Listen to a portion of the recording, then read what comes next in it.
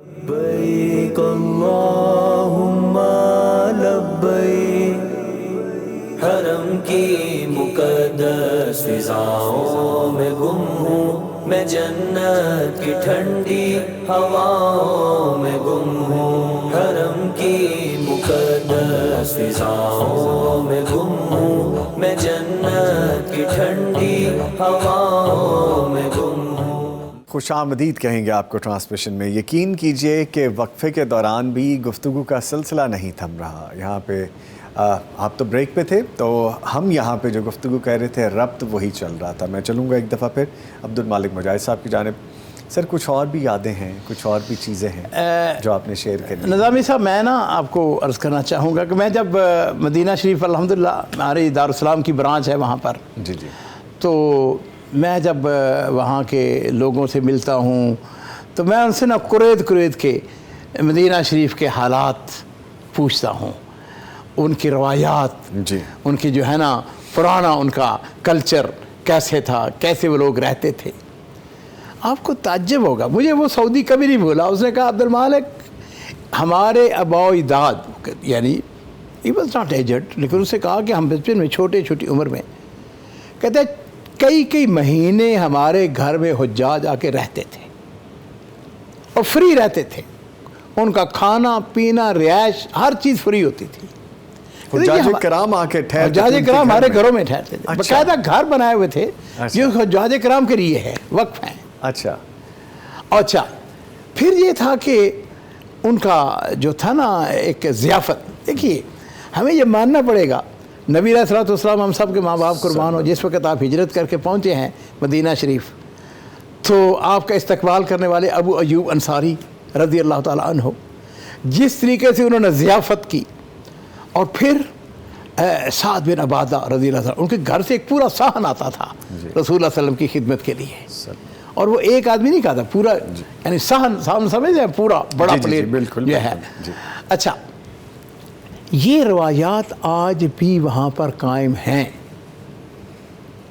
یعنی آپ رمضان شریف کے مہینے میں دیکھیں نا، بڑے بڑے شرفاء کے بیٹے وہ مسجد نبوی کے اندر کھڑے ہیں، منتیں کر رہے ہیں، پلیز آپ ہمارے دسترخوان کے اوپر آپ افطاری کریں، پلیز ہمارے پاس آئیں، پلیز ہمارے پاس آئیں۔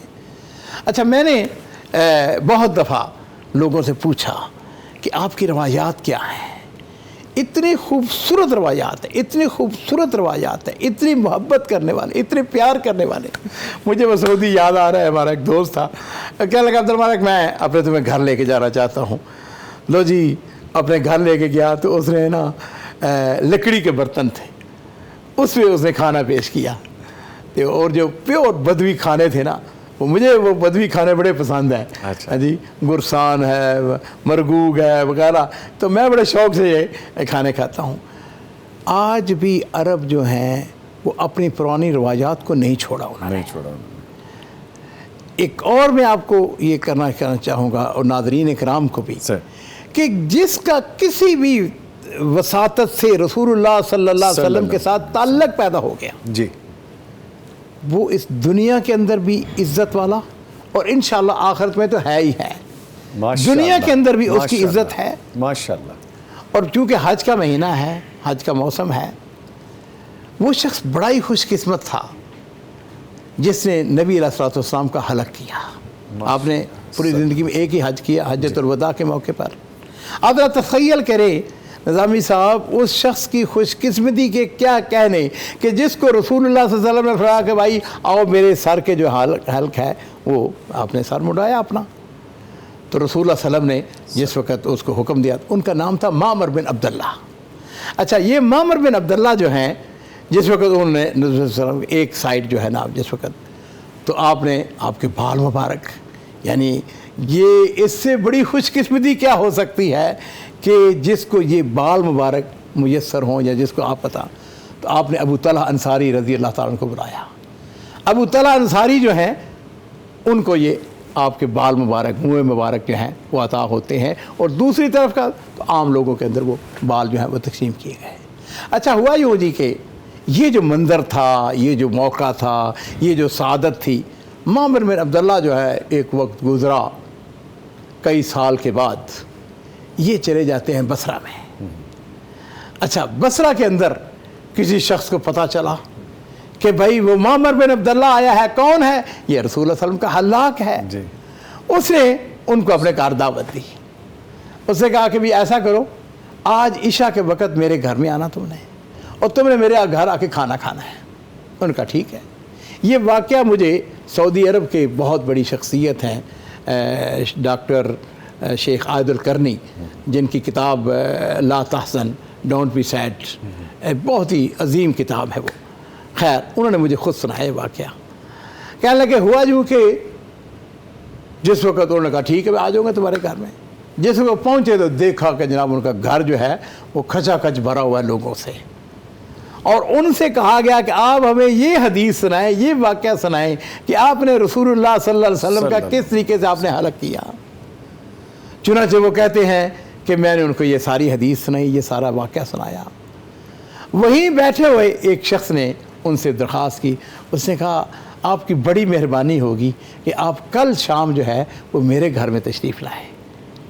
چنانچہ اگلے دن وہ ان کے گھر جاتے ہیں، اور انہوں نے لوگوں کو بلایا ہوا تھا اپنے گھر پہ، اور ان سے کہا گیا کہ آپ ہمیں وہی حدیث سنائیں جو آپ نے کل بیان کی تھی کہ رسول اللہ صلی اللہ علیہ وسلم کے حجۃ الوداع کے موقع پر. عرض کرنے کا جو مقصد ہے وہ یہ ہے، بازی لگ گئی. ہر روز جو ہے وہ لوگ ان کو اپنے اپنے بلاتے چلے گئے، اور وہ لوگوں کے گھر جا کے وہی حدیث وہی واقعہ جو ہے وہ بیان کرتے چلے گئے. میں ناظرین کرام کو یہ بتانا چاہوں گا، عزیزو اگر آپ چاہتے ہیں خوش قسمتی سعادت حاصل کرنا، ایک تو سیرت پاک کا مطالعہ کریں، کثرت کے ساتھ پڑھیں. جی. رسول اللہ صلی اللہ علیہ وسلم کی زندگی ایک ایک چیز، لقد کان لکم فی رسول اللہ اسوۃ حسنہ، آپ کی زندگی بڑی مبارک ہے، اور ہمارے لیے اس کے اندر رہنمائی ہی رہنمائی ہے. خاص طور پر حج کے موقع پر رسول اللہ صلی اللہ علیہ وسلم نے فرمایا نا خذوا عنی مناسککم، کہ مجھ سے حج کے طریقے سیکھو مجھ سے. جی. اور رسول اللہ صلی اللہ علیہ وسلم نے حج کر کے دکھایا، اور ایک ایک مرحلے پہ اپنی امت کی رہنمائی فرمائی.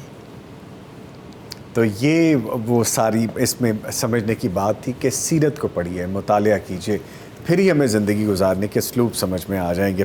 وقت چونکہ کم ہے، میں بڑی صاحب کو بھی شامل کروں. بڑی صاحب کیسی گفتگو سن رہے ہیں آپ، کیا کیا باتیں ہیں، کیا کیا واقعات ہیں، کیا چیزیں ہیں. تو تھوڑا سا میں آپ کو واپس لے کے آتا ہوں، کچھ ذمہ داری اور بھی سر انجام دے لیتے ہیں. کچھ سوالات میرے پاس ریٹن میں بھی آئے ہیں. کہ افتخار صاحب لکھتے ہیں کہ ان 10 دنوں میں بالوں پہ ڈائی کر سکتے ہیں، رنگ لگا سکتے ہیں؟ کر لے، کوئی مسئلہ نہیں، کاٹنے نہیں لیکن آپ رنگ سکتے ہیں ان کو. ٹھیک ہے. پھر آگے سعید احمد لکھتے ہیں کہ team Paigham T V one will upload the 10 June of 10 days program. جی انشاءاللہ وی آر آن اٹ. بلکہ اشفاق صاحب یہ بھی پتہ کر کے مجھے بتا دیجیے، میں آن لائن بتا دوں کہ ہماری یہ جو ٹرانسمیشن ہے یہ ریپیٹ کب چلے گی. ان دا مین وائل آگے بڑھتے ہیں. جی اچھا جی، آج آپ رات کو 10 بجے یہی ٹرانسمیشن دوبارہ بھی دیکھ سکیں گے، اور اس کے بعد آپ کب دیکھ سکیں گے وہ اپلوڈ ہو جائے گی. سوشل میڈیا پہ کلپس بھی آ جائیں گے، مختلف ہمارے جو میڈیم ہے جیسا یوٹیوب ہو گیا، فیس بک ہو گیا، اس پہ کلپس بھی آ جائیں گے. میرے ہسبینڈ کے لیے دعا کر دیں please. Tauseef Shaukat I D ہے، وہ لکھتے ہیں دعا کروا دیجئے بھٹی صاحب. اللہ تعالیٰ جو ان کو اپنی رحمتوں سے نوازے، برکتیں دے. آمین آمین. سدرا عارف لکھتی ہیں کہ بھائی میرا مفتی صاحب سے سوال ہے کہ میں اپنے والد محترم کی طرف سے قربانی کر سکتی ہوں جبکہ وہ اس دنیا میں نہیں ہیں، اور پہلے جواب نہیں سن سکی، لائٹ بند ہو گئی تھی. ہاں جی، ہم نے کل بھی عرض کیا تھا کہ فوت شدگان کی طرف سے مستقل الگ سے قربانی کرنے کا تصور اسلام میں نہیں ہے. نبی رحمت صلی اللہ علیہ وسلم نے حضرت علی رضی اللہ تعالیٰ عنہ کو وصیت کی تھی کہ میری طرف سے قربانی کرنا. تو وہ بھی اگر وصیت صحیح بھی مانی جائے، حدیث کی سند میں مقال ہے کہ وہ ضعیف ہے، اگر اس کو صحیح بھی سمجھ لیا جائے تو وصیت صرف اور صرف سیدنا علی کو تھی، باقی صحابہ نے تو نہیں کی ہے. جی. اور اگر میں نے کل بھی بتایا تھا کہ اگر یہ قربانیاں فوت شدگان کی طرف سے کرنا ہوتی تو سیدنا عثمان رضی اللہ تعالیٰ عنہ کا وہ فرمان کل والا پھر ریپیٹ کر دوں. جی پلیز. کہ جب ان پر باغیوں نے الزام لگایا جی آپ نے اپنے رشتہ داروں کو نوازا ہے جی سرکاری خزانے سے، تو انہوں نے اس کا جواب یہ دیا تھا کہ جب میں خلیفۃ المسلمین بنا تھا تو پورے عرب میں مجھ سے زیادہ اونٹ کسی کے نہیں تھے، اور آج میرے گھر میں صرف 2 اونٹ ہیں. تم کہتے ہو میں نے سرکاری خزانے سے لٹا دی ہے. تو میں کہنے کا مطلب یہ ہے کہ اگر فوت شدگان کی طرف سے قربانیاں کرنا مشروع ہوتا تو کر دیتے ہو. تو حضرت عثمان رضی اللہ تعالیٰ عنہ جن کے پاس سارے عرب سے زیادہ اونٹ تھے وہ تو بے تحاشا قربانیاں کرتے. تو اس لیے قربانی کریں اپنی طرف سے، اپنے اہل خانہ کی طرف سے، اور فوت شدگان کو نیت میں شامل کر لیں کہ اللہ تعالیٰ ان کو بھی ثواب عطا کر دے، تو انشاءاللہ ثواب میں وہ بھی شریک ہو جائے. ٹھیک ہے. یہ کویشچن میں نے اس لیے بھی بڑی صاحب شامل کیا کہ مجھے 2-3 دفعہ ریپیٹڈلی مختلف ناموں سے لکھا ہوا آ رہا ہے. ہاں جی، یہ بڑا آج کل کرنٹ ایشو ہے. جی ان دن اچھا ہر ایونٹ پہ جس طرح عیدین آتی ہیں تو اس کے کچھ اپنے سوال ہوتے ہیں اور وہ ریپیٹڈلی پوچھے جا رہے ہوتے ہیں. ہاں جی، تو اس کے جواب میں بھی ہمارے دانشور بھی پھر کچھ کہتے ہیں نا. اچھا دانشور جب اس کلپ کرتے ہیں تو وہ کہتے ہیں کہ صرف میت کی طرف سے قربانیاں ہی نہیں کرنی، ان کا قرضے بھی ادا کرنے ہیں. جی چلیں جی، گفتگو یہ طول پکڑ جائے گی لیکن میں اس کو سمیٹ لیتا ہوں. سر آپ کی طرف آتے ہیں. ماشاءاللہ میں چاہ رہا ہوں کہ وقت چونکہ کم ہے تو زیادہ سے زیادہ چیزیں آپ سے جان سکیں. فرمائیے گا کہ جو مقامات ہیں حج کے کون کون سے ایسے ہیں کہ جو مقامات حج اور سیرت کے جو مقامات میں ان دونوں میں فرق کیا ہے، کیونکہ یہ بھی ڈیفائن کرنا ضروری ہے، تھوڑا سمجھ میں آ جائے. اور آپ ایگزیکٹلی مسکرائے ہیں تو سمجھ گئے ہیں کہ کن کن مقامات کا بعد میں ذکر کرنا ہے. دیکھیے بات یہ ہے کہ سیرت کے مقامات سے مراد آپ کی یہ ہے کہ بھائی جہاں جہاں رسول اللہ صلی اللہ علیہ وسلم تشریف لے گئے ہیں، تو اس میں تو دیکھیے آپ منا میں بھی گئے ہیں، عرفات میں بھی گئے ہیں، مزدلفہ میں بھی گئے ہیں، پھر اس کے بعد آپ نے بیت اللہ شریف کا طواف بھی کیا ہے، سعی بھی کی ہے. تو مکہ مکرمہ میں تو آپ پیدا ہوئے، تو ایک ایک جگہ جو ہے غار حرا، غار ثور، یہ ساری وہ جگہ ہیں جو کہ آپ اگر مقامات سیرت میں بھی شامل کرنا چاہیں یا مقامات حج میں، خیر عرفات غار حرا یا غار ثور اس کا تعلق حج کے ساتھ تو نہیں ہے. جی ہاں، لیکن یہ جو باقی میں نے آپ سے ذکر کیا وہ یقیناً سے. لیکن اس کے بعد یہ کہ رسول اللہ صلی اللہ علیہ وسلم یہ پورا علاقہ جو ہے سارے کا سارا جہاں پر نبی علیہ الصلوۃ والسلام پیدا ہوئے، اور پھر آپ نے غزوات. مجھے ایک دفعہ غزوہ بنی مستلق یہاں پہ ہوا ہے جی، یہاں ام المومنین جویریہ رضی اللہ تعالیٰ عنہ کی جہاں کا تھی، اس علاقے میں جانے کا اتفاق ہوا. سچ پوچھتے ہیں نا تو مجھے رسول اللہ صلی اللہ علیہ وسلم کی جفاکشی، یعنی وہ علاقہ آج بھی سڑکیں بنی ہوئی تھیں وہاں پر، لیکن اس کو دیکھ کر اندازہ ہوتا ہے کہ وہ علاقہ جو ہے پہاڑی علاقہ ہے، سڑکیں نہیں تھی، یعنی اندر وہ کھجوروں کے درخت تھے وغیرہ وغیرہ. سفر کرنا کتنا مشکل تھا. تو میرے ماں باپ قربان ہوں، نبی کریم صلی اللہ علیہ وسلم جو ہیں انہوں نے حج کے موقع پر بھی یہ سارا حج جو تھا یا اونٹ کے اوپر کیا یا پیدل کیا. تو آج تو جناب سہولتیں بن چکی ہیں. اس اعتبار سے میرے نزدیک تو یہ ہے کہ یہ دونوں کے اندر آئی ڈونٹ نو کہ آپ کے یعنی کیا مقاصد ہیں. یعنی ہر وہ جگہ جہاں رسول اللہ صلی اللہ علیہ وسلم یہاں پہ تشریف لے گئے ہیں، یہاں پہ آپ پہنچے ہیں، وہ بلا شبہ ہمارے لیے ایک مقدس بھی ہے. اور تاریخی اعتبار سے اصل میں مجھے جا کے جو پتہ چلتا ہے نا، میں جیسے جگہ میں اللہ کے فضل و کرم سے کوشش میری ہے اور رہی ہے کہ ہر اس جگہ پہ پہنچوں، اور میں تقریباً ہر اس جگہ پہ گیا ہوں جہاں نبی کریم صلی اللہ علیہ وسلم تشریف لے گئے ہیں. ٹھیک ہے، دعویٰ تو نہیں میں نے کرنا چاہیے لیکن میری کوشش رہی ہے. اب مجھے وہاں پر جا کے جو درس ملا ہے، وہ سبق ملا ہے، وہ یہ ہے کہ دین کو پھیلانے کے لیے، دین کے لیے رسول اللہ صلی اللہ علیہ وسلم نے کتنی جدوجہد، کتنی محنت، کتنی کوشش کی ہے. آج ہمارے پاس کیا ہے؟ گاڑیاں ہیں، ایئر کنڈیشن گاڑیاں ہیں، ڈرائیور ہیں، کھانے پینے کا سامان ہے، پانی ہے. تھک جاتے ہیں گاڑی ڈرائیو کر کے، اتنا لمبا ہے سفر، بہت کر لیا، تھک گئے. اچھا نظامی صاحب، میرے ساتھ ایسا ہوتا ہے کہ میں جب کبھی ایسا کوئی مسئلہ آئے نا تو میں کہتا ہوں عبد المالک ذرا غور کر، صحابہ کرام نے دین کے لیے کتنی محنت کی، کس طریقے سے پہاڑی راستے. اس زمانے میں کیا ہوتا تھا؟ دلیل اس کے کہتے ہیں کہ باقاعدہ گائیڈ ہوتے تھے جو کہ آپ کو بتاتے تھے کہ آپ نے اس راستے سے جانا ہے. وہ آپ کے آگے آگے چلتے تھے اور ان کو ایک ایک موڑ کا پتہ ہوتا تھا. اچھا آپ تخیل کریں کہ رسول اللہ صلی اللہ علیہ وسلم نے یا صحابہ کرام نے اس دین کو پھیلانے کے لیے کتنی جدوجہد، کتنی محنت کی. آج ذرا سی ہمیں تھوڑی سی مشکل پیش آتی ہے نا، ہم کہتے ہیں او جی یہ اتنا دور ہے، ہم نہیں جا سکتے، گرمی کا موسم ہے، فلاں چیزیں ہیں، فلاں رکاوٹ ہے. لیکن جب کبھی کمپیئر کرے تو پھر آپ یہ کہہ سکیں گے فَبِأَيِّ آلَاءِ رَبِّكُمَا تُكَذِّبَانِ. سبحان اللہ، سبحان اللہ. اچھا سر، آپ ہمیشہ پازیٹیوٹی کی بات کرتے ہیں، مثبت پہلو کو دیکھتے ہیں، ہمیشہ اچھائی کو چنتے ہیں، جو کہ آپ کا خاصہ ہے.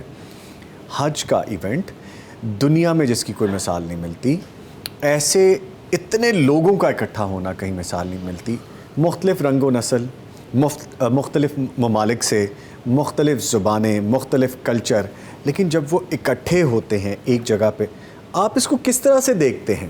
کیا نظر آتا ہے آپ کو؟ اللہ اکبر. یہی تو اسلام کی سب سے بڑی خوبی ہے. اسلام نے رنگ، نسل، ہاں جی، امیر غریب، پڑھا لکھا، ہاں جی، ان پڑھ جاہل، ہر ایک اس کو فرق کو، ٹھیک ہے پڑھا لکھا ان پڑھ کی میں بات نہیں کروں گا جہاں تک کہ یہ ایک لیکن اکٹھے ہونے کا ذکر کریں فی الحال، لیکن ایک جگہ پر. جی جی. عرفات کے میدان میں مجھے الحمدللہ بارہا جانے کا اللہ نے موقع دیا. ماشاءاللہ ماشاءاللہ. آپ یہ دیکھیں کہ بغض نظر ساری دنیا کے لوگ، دنیا کے ہر ملک سے الحمدللہ لوگ وہاں پہ موجود ہیں، ایک ہی لباس کے اندر ننگے سر ہیں. اور اس وقت کیفیت پتہ کیا ہوتی ہے؟ یہ ہوتی ہے کہ پسینہ آ کے تھوڑا سا جو ہے نا سر جو ہے نا وہ خاک آلودہ ہو چکا ہوتا ہے، آپ کے چہرے کے اوپر مٹی پڑی ہوتی ہے آپ کا.